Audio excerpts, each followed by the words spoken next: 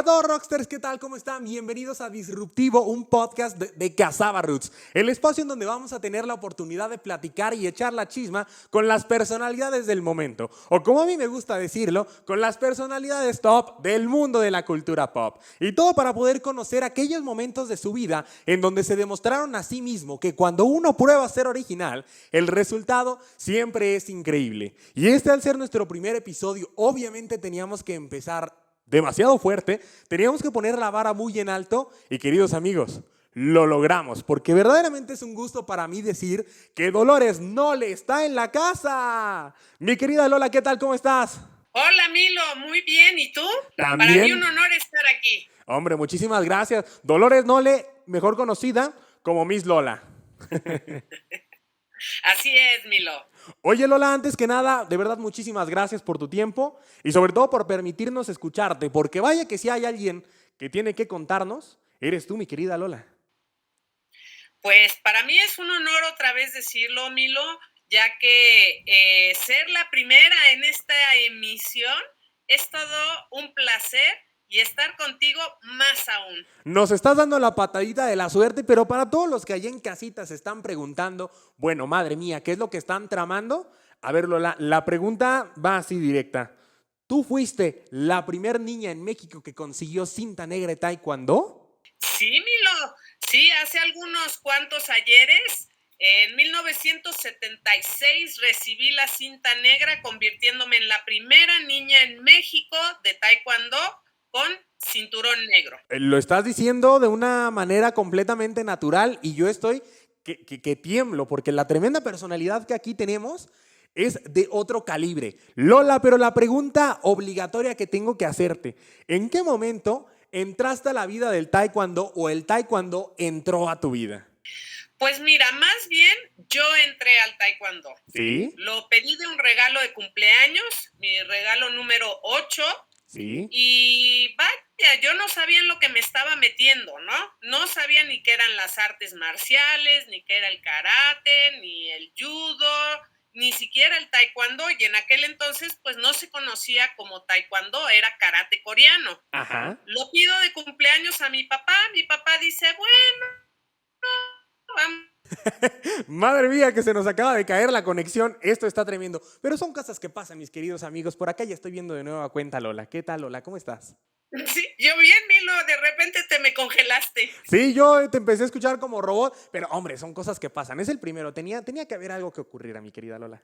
Así es, no sé si sea yo o mi conexión o qué pueda ser. Tecnológicamente yo no sé mucho. No, me parece que el problema está un poquito de este lado. Pero a ver, me dejaste un poquito picado. Fue regalo de 8 años y me estabas contando. Sí, yo no sabía la diferencia entre las artes marciales. En aquel entonces eran clases de karate, Ajá. que posteriormente obtuvo el nombre de taekwondo, ya que es un arte marcial coreana. Sí. Y bueno, en 1976 me convierto como la primera niña cinta negra en México. Ese es un logro completamente increíble, porque además vamos a hacer un poco de contexto. En ese momento, cuando ocurre todo eso, era un deporte considerado únicamente para varones. Así es, Milo. Imagínate una güerita entrando a practicar taekwondo, a entrarle, como dicen, a las patadas, a los golpes.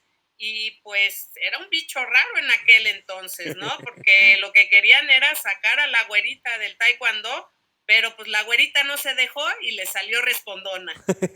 Y además, por ahí, digo, investigando un poquito, el equipo acá nos dimos a la tarea de investigar y estuvimos leyendo que además conviviste con compañeros que hoy en día son compañeros, sí, del trabajo, del oficio, pero que fueron tus amigos. Y esas personas eran como las que no, ella, ¿sabes qué? No está hecha para este asunto.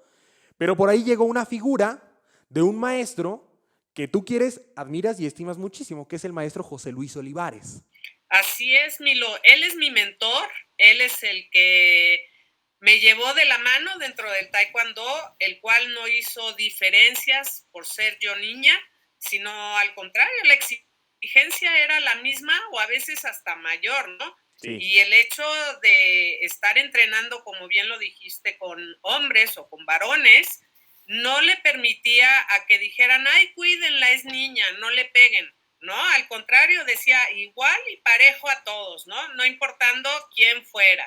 Y pues yo aprendí de esa manera también, ¿no? Yo empecé a dar patadas y golpes y hice combate con el que me pusieran enfrente. Como tiene que ser, como debe de ser. Había que defenderse. Así. Oye, Lola, pero a ver, ayúdame a entender esto un poquito, porque no me logro imaginar, tú lo pediste de cumpleaños, ¿qué fue lo primero que te dijeron tus papás? Porque además traes una escuela y una disciplina desde casa muy fuerte. Pues sí, mira, imagínate, mi papá hijo de alemanes, Ajá. mi mamá norteamericana. Sí. Entonces se vivía mucha disciplina en casa y aparte, pues somos 4 hermanas, 4 mujeres. Y pues a la más chiquita se le ocurrió entrar a clases de karate, ¿no? Para mi papá era muy importante que yo no descuidara mis estudios. Sí. Entonces la condición vas bien en la escuela, sigues con el taekwondo. Vas mal en la escuela, no vas al taekwondo. Pero ni una ni otra fueron difíciles para mí porque la escuela siempre me ha gustado. Me consideraba una alumna inteligente, abusadilla.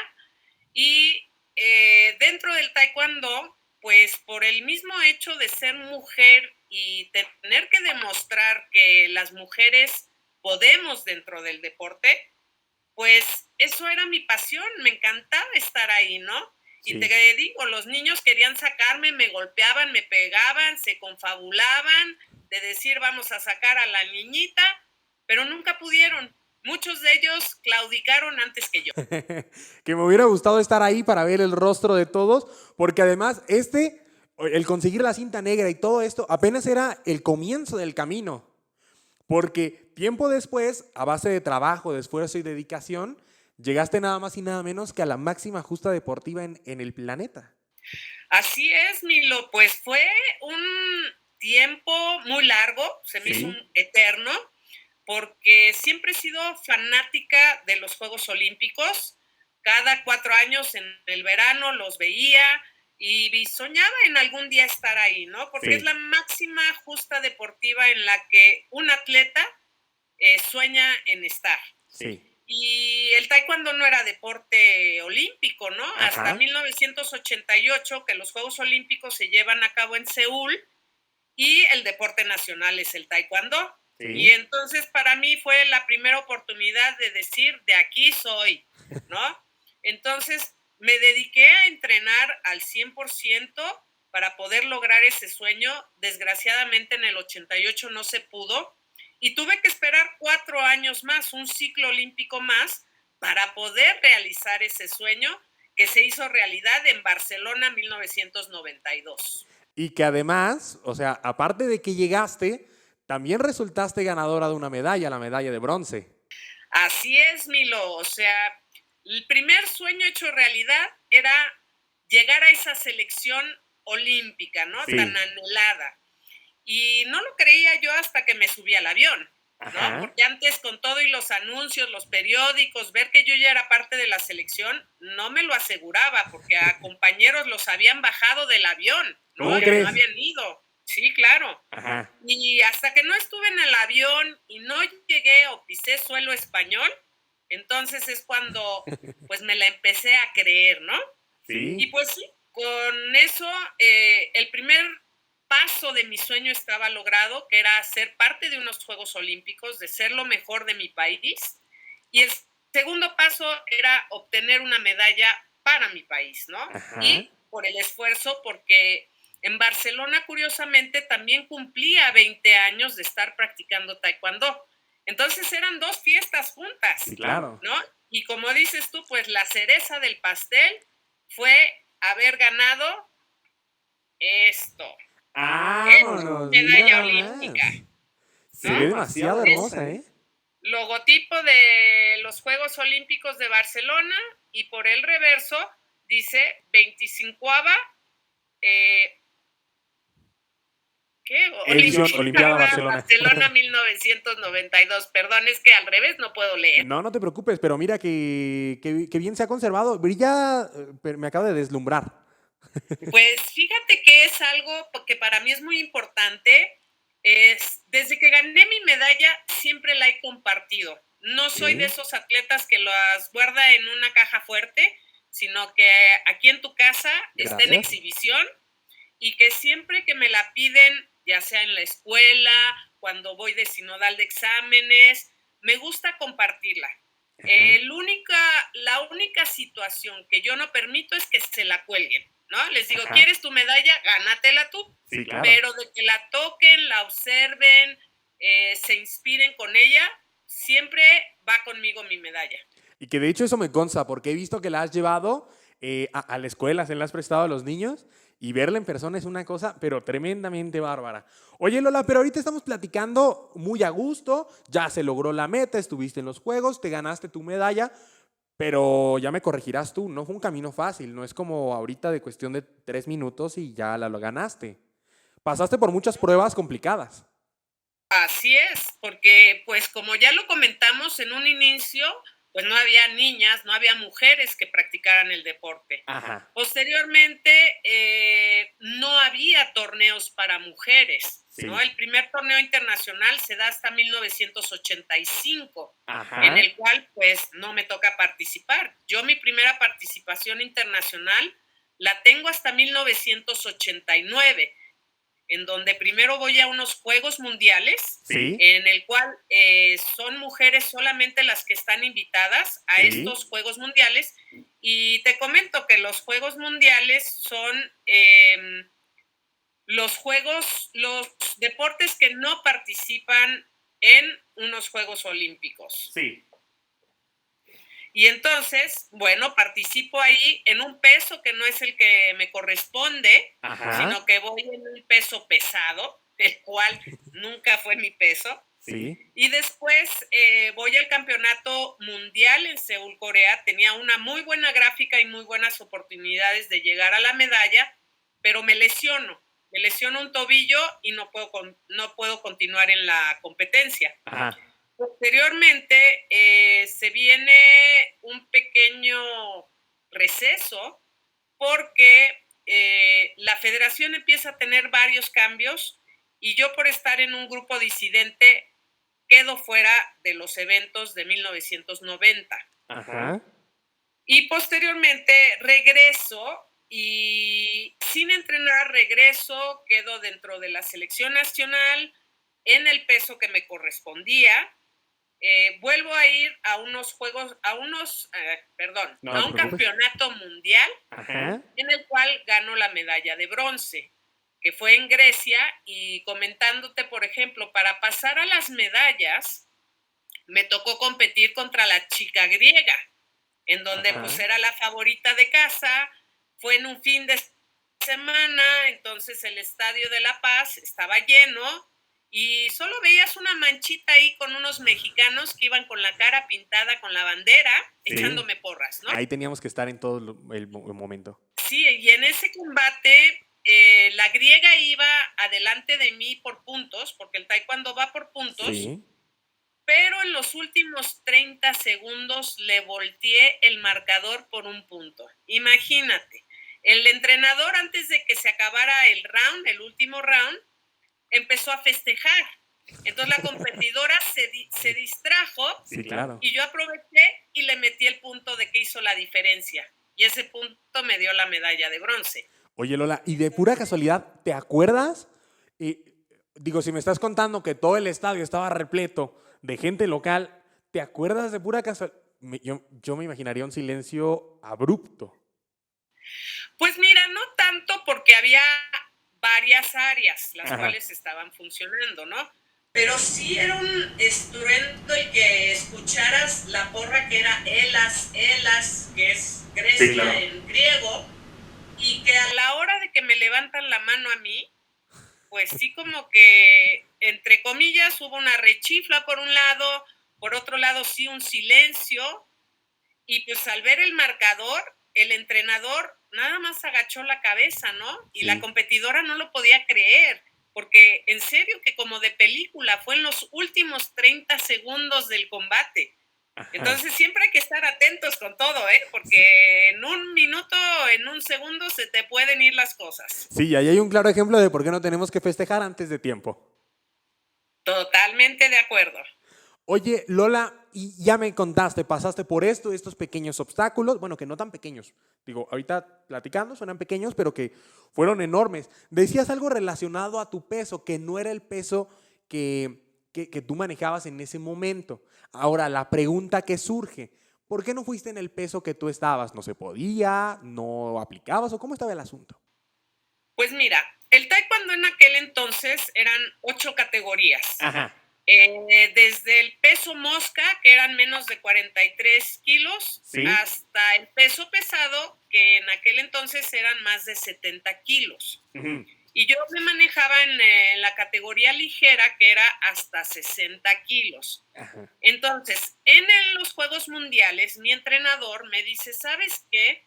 Me gustaría mucho llevarte como competidora, pero ya tengo 3 competidoras que van en el peso mosca, en el peso pluma y en el peso ligero, pero Ujú. nos hace falta el peso medio y pesado, ¿no? Ujú. Y me dijeron, pensamos en ti. Y yo dije, bueno, ¿cómo voy a dar ese peso? Fue todo es más difícil subir de peso que bajar de peso en esas circunstancias, Corroboro, sí. porque no me dejaban entrenar y pues me tenían como cochinito en engorda, que podía comer todo lo que yo quisiera, refrescos, cacahuates, helados, todo lo que a mí se me antojara, pero aparte no podía entrenar, porque si no lo que comía lo bajaba Sí, se entrenando. bajaba. Entonces, pues eso pasó en Juegos Mundiales. Después, para el primer mundial en el que participo, voy en peso welter. Ujú. Esto se viene después de una desilusión de Juegos Olímpicos, en donde, pues no me cuido, subo unos cuantos kilos y pues me quedo en esa categoría, pero comienzo a entrenar y me voy a mi peso natural.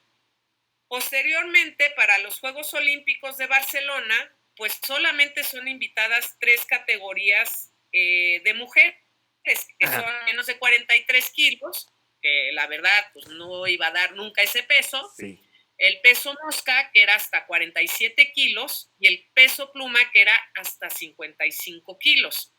Ese era el más aproximado al que yo podía bajar y me tuve que someter a una disciplina muy fuerte de dieta y de ejercicio para poder lograr el peso. Sí, Y claro. aparte de todo, me tenía que ganar mi lugar porque yo estaba cambiando de categorías. Entonces, por eso te comento, pues casi estuve, de 8 categorías, estuve en la mitad. Estuve en Sí. 4 categorías en diferentes eventos. Pero que eso, digamos, que te dio toda la experiencia, todo el conocimiento y esta especie como de bagaje, de disciplina, que finalmente, bueno, pues culminó en esa medalla de bronce allá en Barcelona 92. Así es, Milo, pues no fue fácil, fue un poco difícil y complicado, pero cuando las cosas se quieren, se logran. Tienes que trabajar muy fuerte para alcanzarlas, pero si lo haces con disciplina, con constancia, con todos los valores que te enseñan en casa, en la escuela, en los mismos deportes, logras alcanzar esas metas y logras hacer realidad tus sueños. Eso creo que es de lo más increíble y una de las más grandes satisfacciones que además me imagino que te dejó el deporte.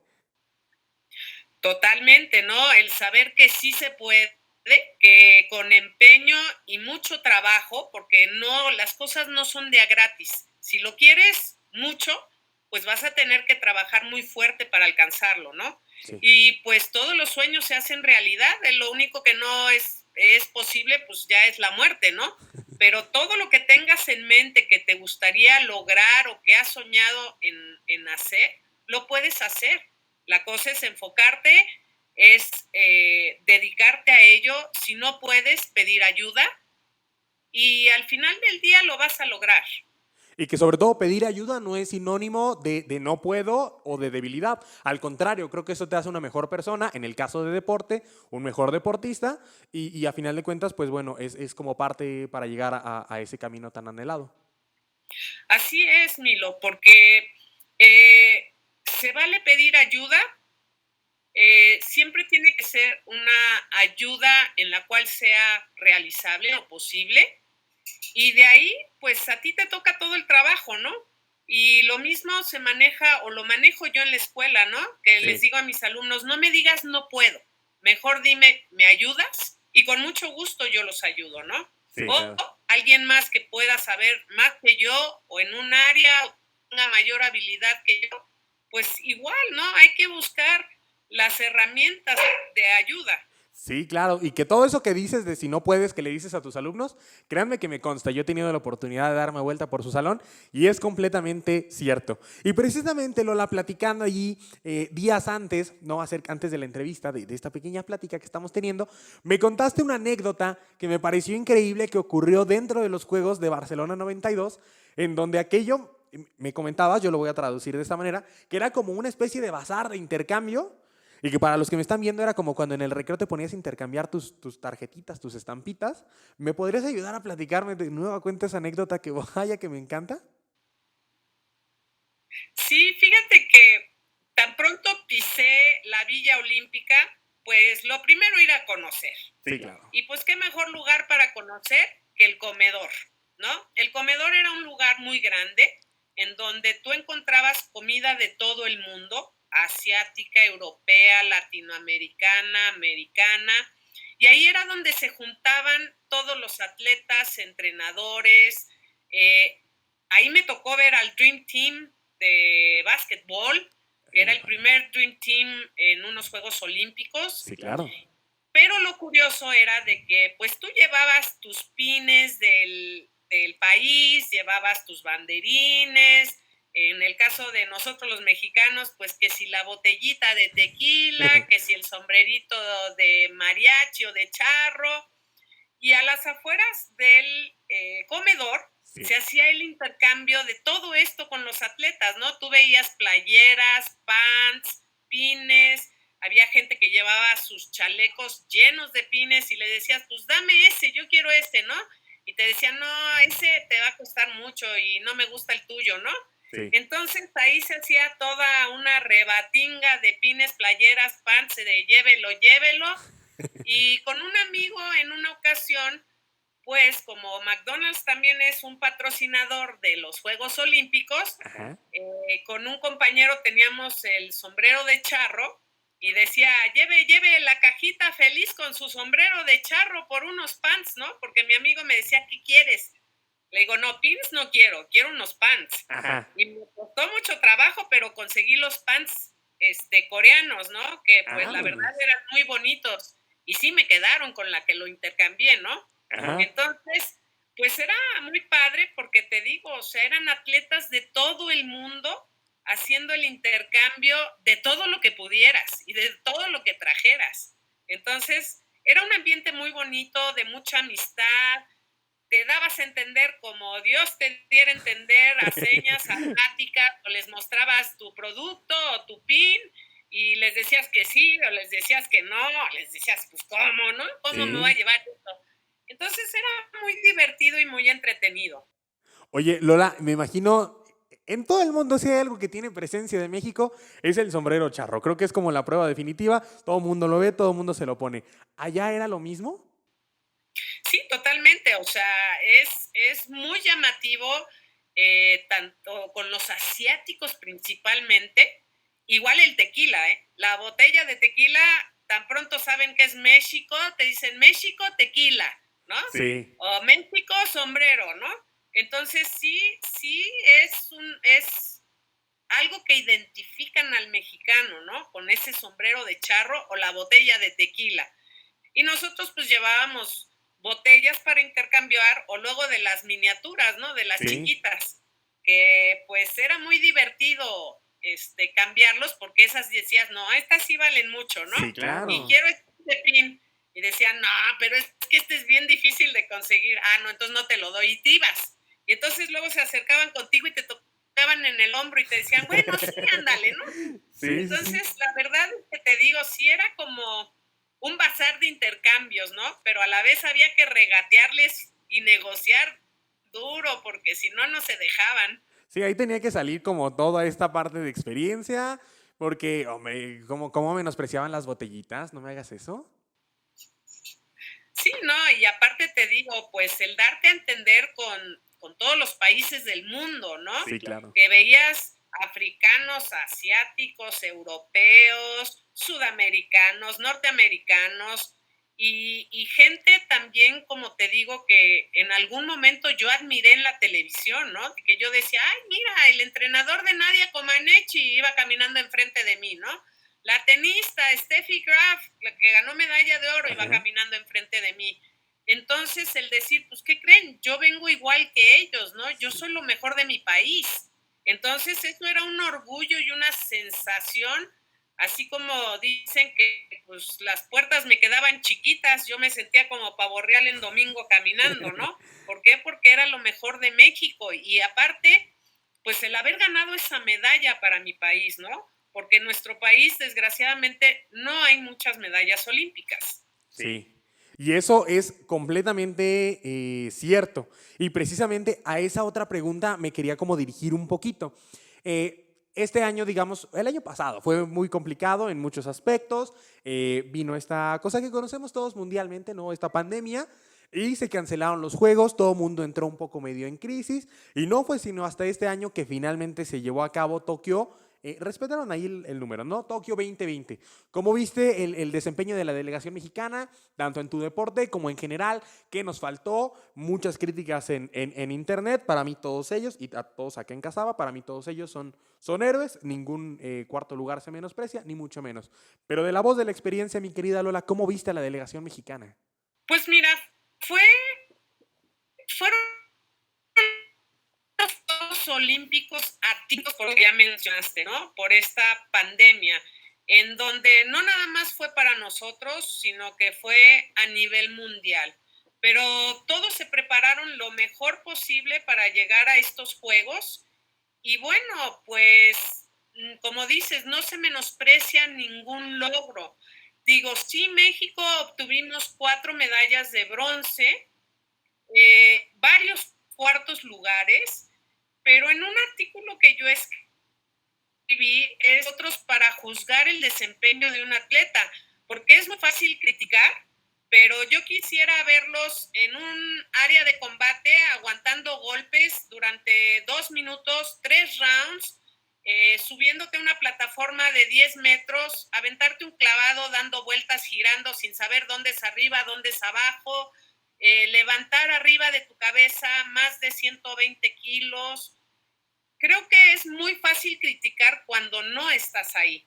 Ahora, algo que sí fue muy difícil, como te comento, fueron unos juegos atípicos porque no había público. Sí. Y el público creo que es clave en una competencia, ¿no? Porque es quien te echa porras, es luego a quien estás escuchando, que los nervios te están ganando y como que el saber que hay gente observando y viéndote, o te puede poner más nervioso o te puede calmar, ¿no? Como decir, bueno, voy a hacer un buen papel, o ahí sí es algo muy importante, ¿no? No llegas a unos Juegos Olímpicos como primera vez o como primera competencia, ¿no? Tienes que tener un background de competencias mundiales, centroamericanas, panamericanas, para poder llegar ahí. Pero sin embargo, hay atletas que les gana el evento, o sea, los nervios de decir, estoy en unos Juegos Olímpicos, soy lo mejor del mundo y vengo a buscar una medalla, no es fácil. Pero, sin embargo, por esa trayectoria de eventos y de experiencias, pues debes de tener la actitud y la mentalidad para salir adelante.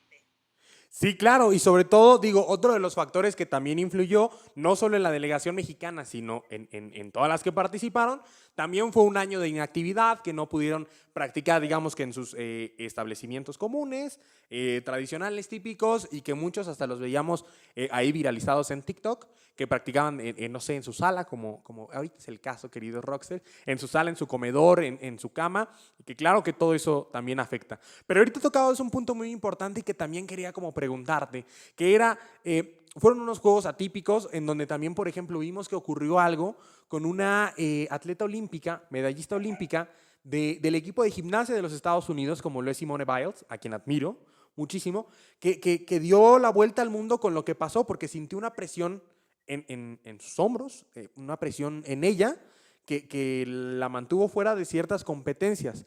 Mi querida Lola, la pregunta es concreta. ¿Qué pasa con la salud mental de los atletas? ¿Por qué les exigimos tanto? ¿Qué es lo que podemos hacer? ¿Qué se puede mejorar? A final de cuentas son personas como nosotros. Sí, mira, ese fue un caso excepcional. Por un lado fue muy criticado, por otro lado fue admirado. Sí, claro. En mi caso fue de admiración porque cuando compites estás bajo mucho estrés y bajo mucha presión. En el caso de Simone Biles, había grandes expectativas porque no eran sus primeros juegos, pero ella llevaba competencia tras competencia siendo la mejor del mundo. Sí. Pero llegó un punto en que en estos juegos pues se presentaron esos demonios de autocrítica, de incertidumbre, de falta de confianza. Ella lo mencionó que cuando corrió hacia hacer el salto en el caballo, que de repente se bloqueó y no supo cómo estaba girando o qué era lo que estaba pasando en el aire. Dice, gracias a Dios, caí de pie, Sí, cayó bien. ¿no? Pero ella dijo, perdí la razón de lo que estaba haciendo y en donde yo estaba, ¿no? Sí. Y dijo, pues primero va mi salud, tanto física, porque podría haber caído mal. En Río me parece ser que un atleta igual en el caballo, cuando hizo el salto de caballo y cayó, tuvo una fractura expuesta.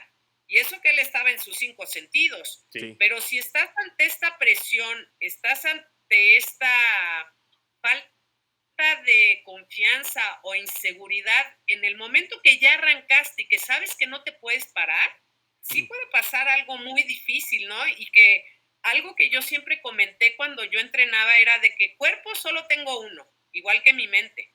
Y lo más importante es estar sano, porque es con lo que vas a vivir el resto de tu vida. Sí, claro. El deporte es muy efímero, es muy corto, y si no lo cuidas, tú como atleta, o sea, si un atleta de alto rendimiento se esfuerza y se presiona más del 100%.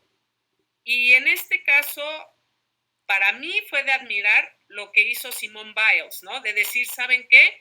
Pues podré ser la mejor del mundo, inclusive regresó y ganó un bronce. Sí.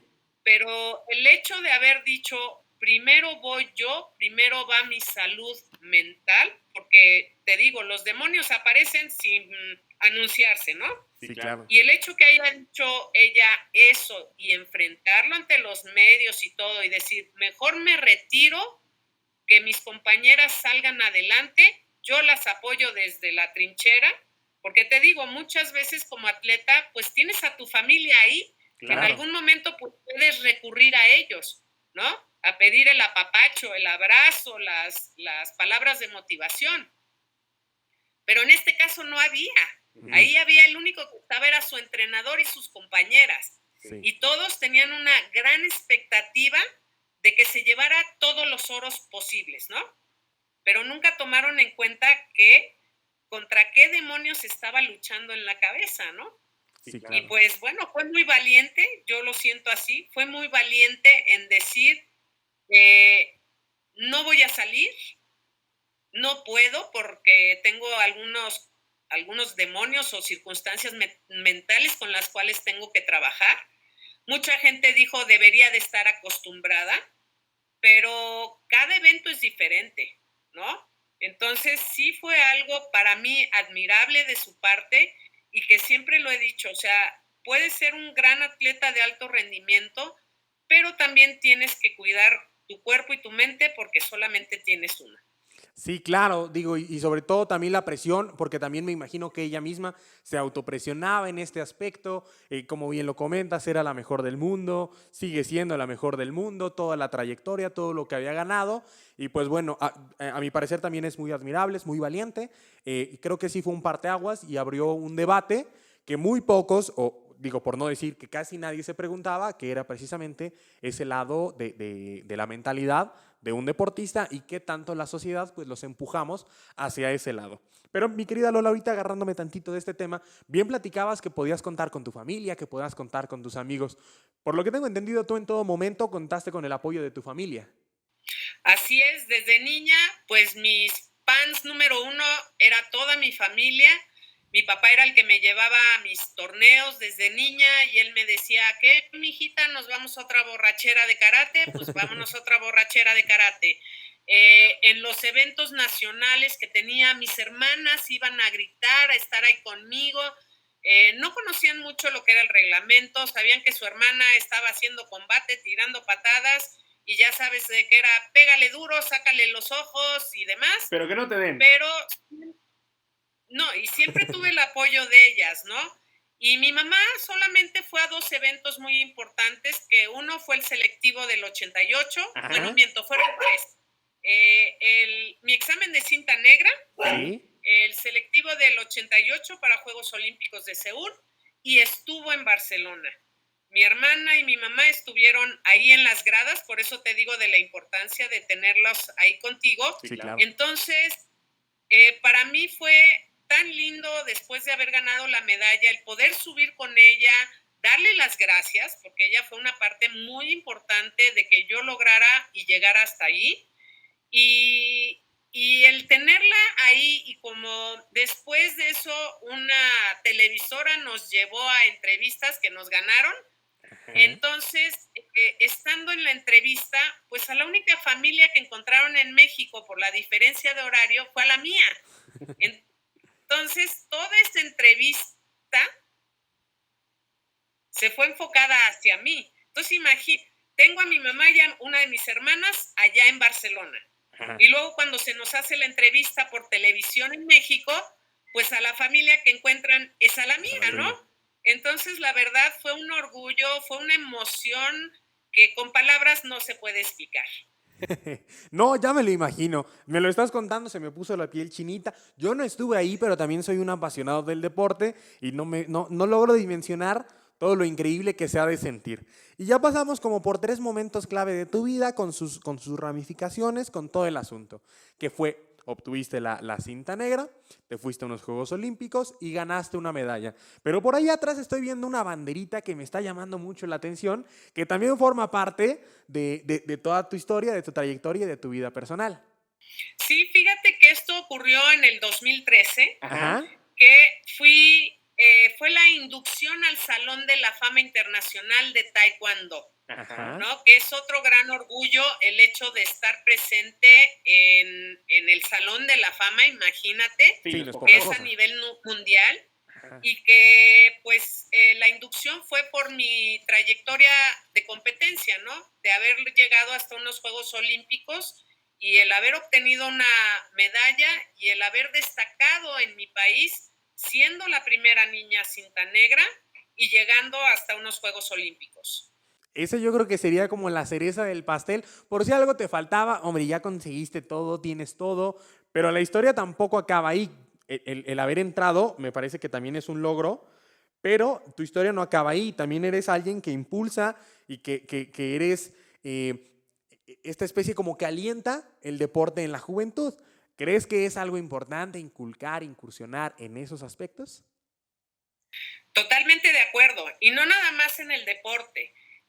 Para mí ha sido muy importante, después de mi trayectoria deportiva activa y después en retiro, el poder inspirar y ser ejemplo de vida para jóvenes, para adultos y para niños, ¿no?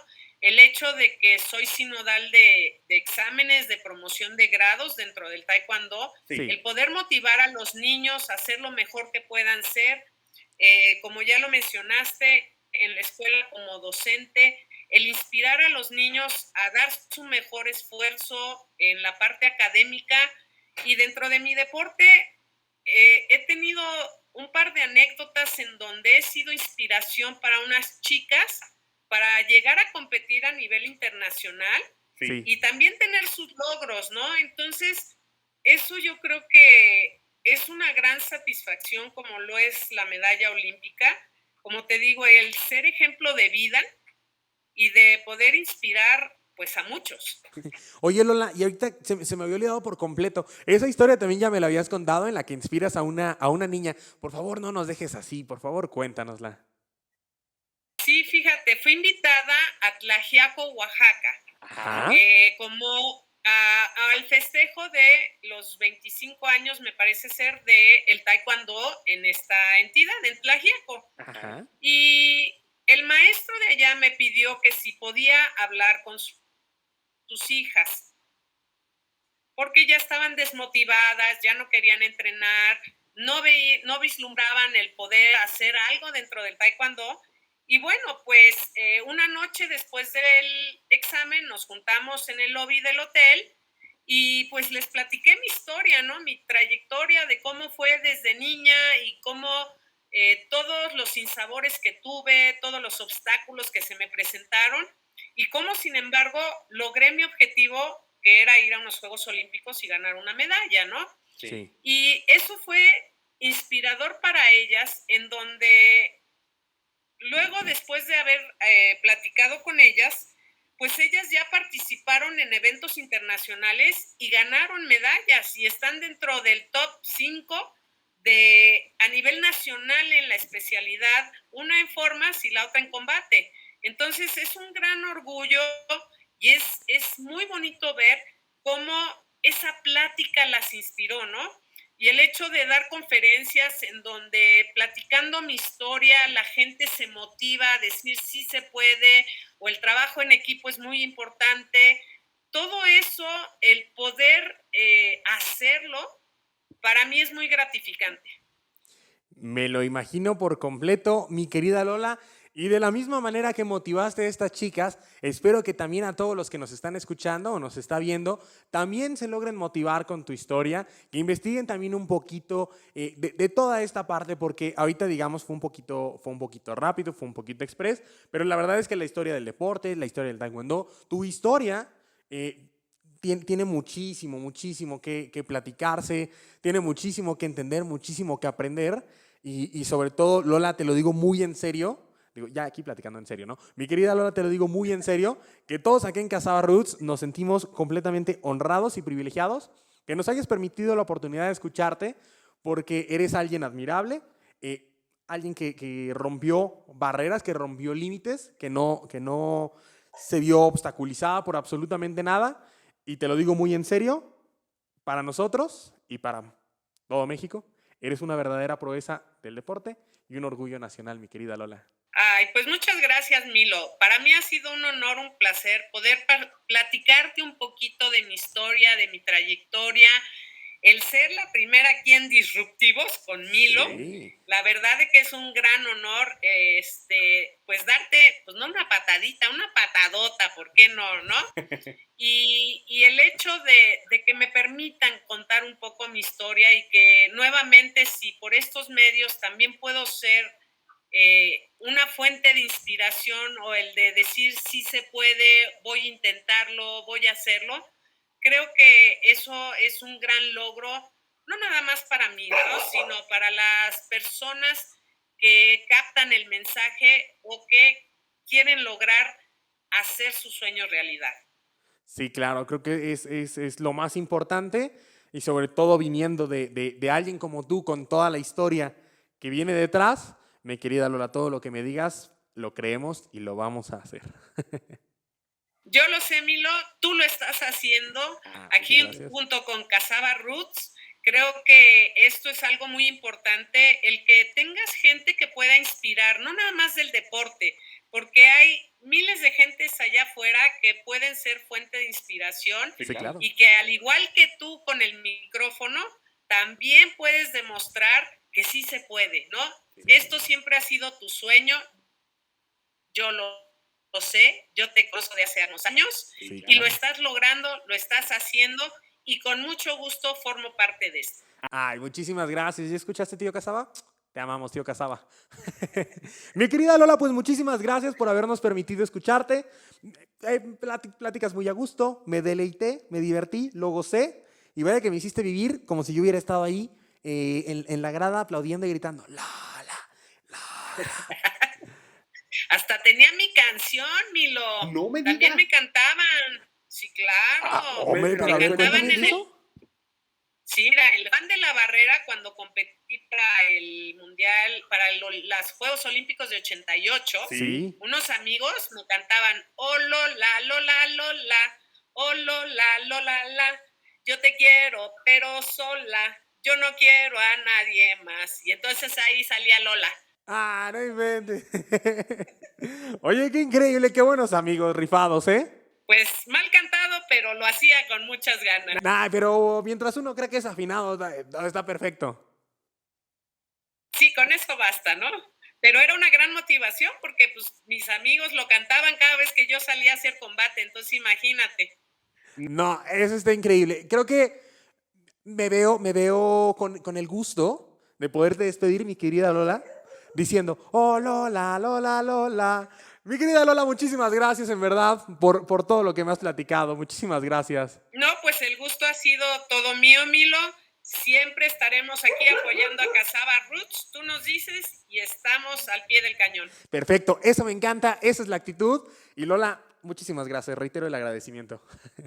Gracias a ti, Milo. Y para todos ustedes que nos están viendo o escuchando, según sea el caso, recuerden que Disruptivo ya está disponible tanto en Spotify o YouTube para que puedan disfrutar de las anécdotas como la de mi queridísima Lola desde la comodidad de su casa. Nos vemos la próxima semana con nuevo invitado y nuevas historias. Yo soy Milo y ya te la sabes. Prueba, ser original. Chao, chao.